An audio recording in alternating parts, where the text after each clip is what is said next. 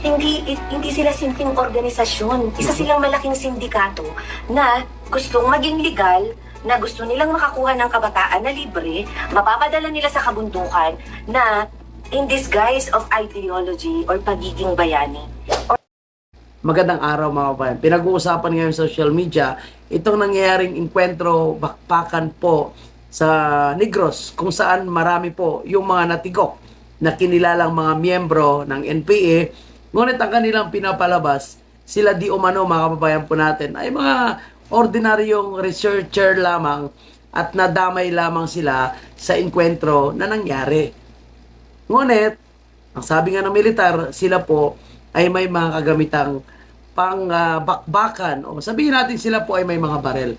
At yan po ay binisto ng isang magulang ng dating NPA, namatay ngayong kanyang anak, na na-recruit. At ang kanyang sinisingil dito ay ang organisasyon na Kabataan Party List at Makabayan Black. At ang tindi ng kanyang ibinorgar dito, mga kababayan, dahil para sa kanya, hindi lang po sila local funded, sila po ay internationally funded. At kahit mga dayuhan, yung mga PhilAm na pinanganak na talaga sa Amerika, ay nadadala nila dito sa Pilipinas para mag-encourage pa sa mas maraming kabataan na sumali sa kanilang organisasyon. Ito yung tunay na salot ng lipunan. Hindi tayo yung mga nanawagan lang na magkaroon ng transparency, accountability sa lahat na mga ginagastos ng gobyerno. Sa lahat po na paglulustay ng gobyerno. Tayo po ay nanawagan lang na ikulong yung mga korap. Managot yung dapat managot sa usaping flood control. Ito talagang gusto nilang i-take over yung gobyerno. Yung kanilang pinapalusot, researcher lang, nadamay lang, civilian lang. Pero ang totoo, may dalang armas, nasa encounter area, may combat gear na kasama. So, yan po. Okay, so puntahan natin ang una, itong si Alisa na kasama sa Natiko. Nagmula sa Bulwadong Talma, pinanday ng kalye ng Mindiola, at ngayon nagbabalik sa konseho. Ako po si Alisa Alano, ang current chairperson ng League of Filipino Students UP Diliman. Konsensya ng bayan, aktivista, anti-imperialista ang inyong susunod na basic student. So, inamin niya, imperialista, komunista, aktivista. Okay? So, ito yung mga bata na mahilig mag-rally, na pabagsakin ng gobyerno at mahilig mag-rally na ipa-impeach si Vice President Sara. Again, magpapasalamat po tayo kay Miss Mary Grace Piatos. Student Services Counselor. Isipin nyo kung gaano sila kagaling manlinlang. Isipin nyo... So ito, pakinggan natin si Ma'am Relesa Santos Lucina. Siya po yung talagang, ngayon, isa sa mga nag-iikot sa mga medyo mabundok na lugar, kasama yung militar at kasama po sa mga nagsasalita, nagdi-discourage sa mga kabataan, estudyante, mga magsasaka na sumali sa grupong NPA. Dahil sabi niya nga, kawawa po yung buhay ng mga kabataan. Dahil siya mismo na-experience na nawalan ng anak, kinalaban ng anak. Dahil nalason yung utak ng mga komunista. Kung gaano nila pinagpaplanuhan lahat ng gagawin nila. Isipin nyo na hindi to gawain ng ilang tao lang. Merong isang malaking nagpukontrol at merong isang malaking organisasyon na merong flow ng malaking pera. Hindi gagawa ng ganitong isang malaking sindikato ang Makabayan Black kung wala silang perang makukuha.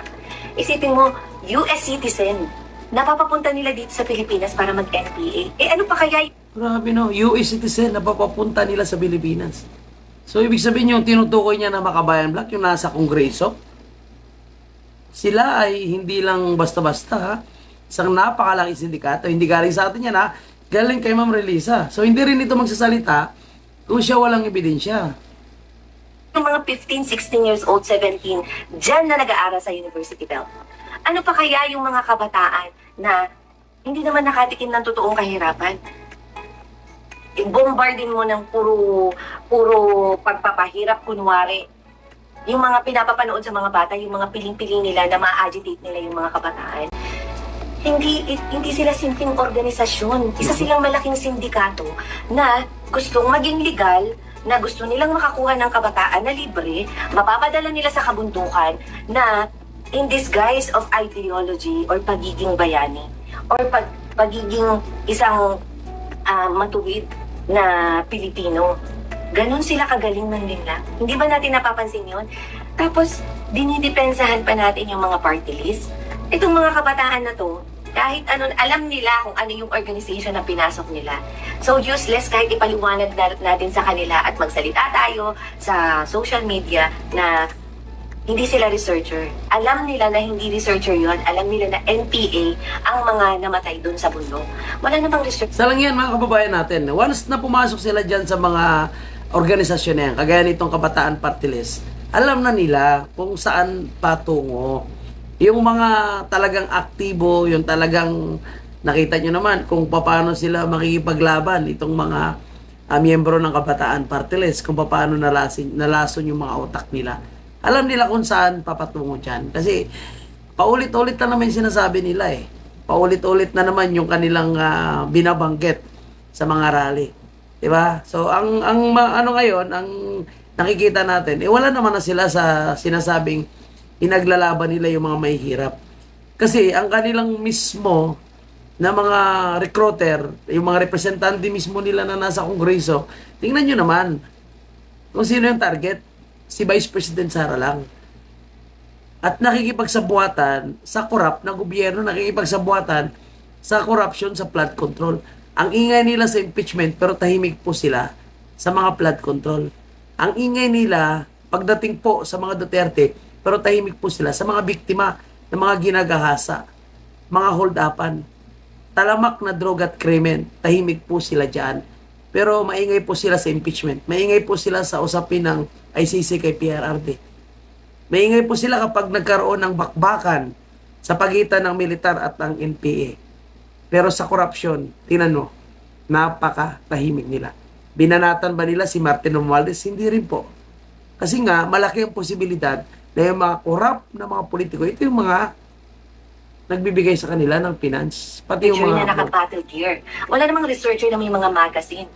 At walang researcher na nakakalat doon sa kampo ng NPA. Unang-una, yung mga kabataan na to, ginagawa talaga silang human shield. Para mag-create ng kaguluhan, para mag-create ng takot sa mga komunidad, sa mga politiko, para bayaran sila, para magkaroon sila ng significant dito sa Pilipinas, para magkaroon ng bargaining between the politicians at sa mga sindikato na to. Daig pa nila yung mafia, mas matalino sila sa mafia. At tayong mga magulang, hinahayaan lang natin sila kasi akala natin activism lang yung ginagawa nila. Sindikato sila kasi pag nakakuha sila ng grant sa ibang bansa, paldo-paldo sila. At saan nila ginagamit yon? Binabalik nila yun sa sentral. At sino nakikinabang nun? Mga Makabayan Black at yung mga leaders nila. Naku. Ganon sila kagaling. Kaya kung ikaw magulang, kung pababayaan mo pa yung anak mo na maging aktivista, antayin mo, magiging corned beef na rin yan. Magiging corn beef na rin yung inyong anak kung hayaan nyo na sumanib sa mga grupong ito. Kaya ako saludo ako dito sa mga batang nakikipaglaban. Ngayon pa lang, dinidiscourage po nila yung mga estudyante na sumali po sa mga NPA. Ito, pakinggan natin si Idol Daniel Romina. Hindi tayo magpapaka-NPA. Lalaban tayo para ipaglaban ng Pilipinas at karapatan nating bawat Pilipino na magsalita. Nawakasan na po ang korupsyon! Na nangyayari dito sa bansang Pilipinas. Hindi tayo nandito para makipaglaro sa kanila. Nandito tayo para lumaban gamit ang ating process. Naway wakasan na ang maling gawain. Ayan po yung napakaganda yung sinasabi ni Idol Daniel Chan na hindi natin kailangan magpaka-NPA. Pwede naman tayong lumaban sa corruption, sa maling pagpapatakbo sa gobyerno, sa pamagitan lang ng ating boses. Pero hindi mo kailangan magpaka-NPA, hindi mo kailangan kalabanin yung gobyerno. Yung kailangan mo lang dito na i-call out yung mga corrupt na politiko at yung mga ahensya ng gobyerno. Dapat sila umaksyon. Huwag sila magpapagamit sa mga politiko na mga magnanakaw. O, puntahan naman natin si Kuya Park. Ito, sikat talaga to si Kuya Park, no? Hinahamon niya ngayon yung mga profesor, mga estudyante ng debate, yung mga anti-Duterte. 10 taon nilang pagtatrabaho ng jeepney para may libing ka lang sa simenteryong tao kang NPA ka. Kahit sa ang scholar, pa sa akin ng debate. Kahit sino sa inyo, mga estudyante, wala akong atas at sino sa debate. Patungkol sa kung anong mali siya. Minutete at kakaante-nutete ninyo. Kung gusto nyo, isama nyo pa pati professor ninyo, pati principal ninyo. Kung hindi ba kayo kontento, pumunta kayo ng Malacanang. Sabit mo rito. Kaya yun si Claire Castro. Isama ninyo. Magpatong-patong kayo ng mga profesor ninyo. Patutunan ko sa inyo.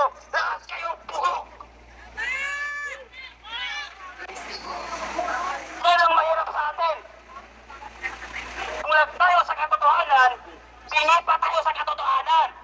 Yung mga estudyante, ano ang naparano kakaante Duterte ninyo? Hindi ang daming nirit. Ang daming namatay na estudyante ngayon. Kakaantay Duterte ninyo. Bumalik ang mga kidnapper at mga turugista at drug lords. So, tama yung sinasabi ni Kuya Par. Kaya sa ang mga anti-Duterte na ngayon ay namumundo, ginagamit ng kabataan, ginagamit ng makabayan, ginagamit nila para sa impeachment ni Vice President Sara, gumawa ng rally, gumawa ng ingay. Kunwari kuno, sila yung mga lihitimong mga estudyante na ayaw kay VP Sara. Pero ang totoo, sila ay manipulated yung kanilang utak. Kaya ngayon, tama po itong hamon ni Kuya Park. Magdebate kung ano talaga ang katotohanan at kung ano ang kanilang pinaglalaban. Kasi sabi nga ni Ma'am Relisa, yung anak, yung nanay ng namatay din na NPA, sabi niya, bantayan nyo yung inyong anak. Huwag nyo hayaan na pumasok sa mga ganitong grupo at organisasyon. Kasi ang mangyayari, magiging corn beef sila. Pero tingnan mo yung isang artista na si Chusty Barkas. So ngayon, sabi niya, hindi niya hayaan na may isang Alisa pa na kagaya nitong magurgor. Mali rin yung pinaglalaban nito eh. Unang-una, dapat inalam niya ano ba yung grupo at organisasyon na kinabibilangan ni Alisa. Otherwise, itong si Chusty Bargas, ikasama rin sa mga grupong ito. Mahirap kasi eh. Di ba? Umaakyat kayo ng bundok. Tapos sabihin nyo na researcher lang kayo. Pagka nagkaroon ng bakbakan, may mga baril na. Tapos sa palabasin nyo na kayo ang biktima. So, napakaganda yung panahon ni President Duterte na kaunti na lang sila. Kaya nga galit na galit sila dito sa usapin ng Mary Grace Piatos eh. Kasi nga, Mary Grace Piatos, ito yung nagbibigay ng impormasyon. Lalo na sa mga makakaliwang grupo. Kaya salamat kay Mary Grace Piatos. Sana marami pa at mabalatan, mahubaran yung kanilang mga mastermind. Magkaroon sana ng ebidensya ng involvement nitong mga kongresista na talagang number 1, numero 1 na recruiter at nagpapahamak sa mga kabataan. Shoutout kay Renico. Maraming salamat po.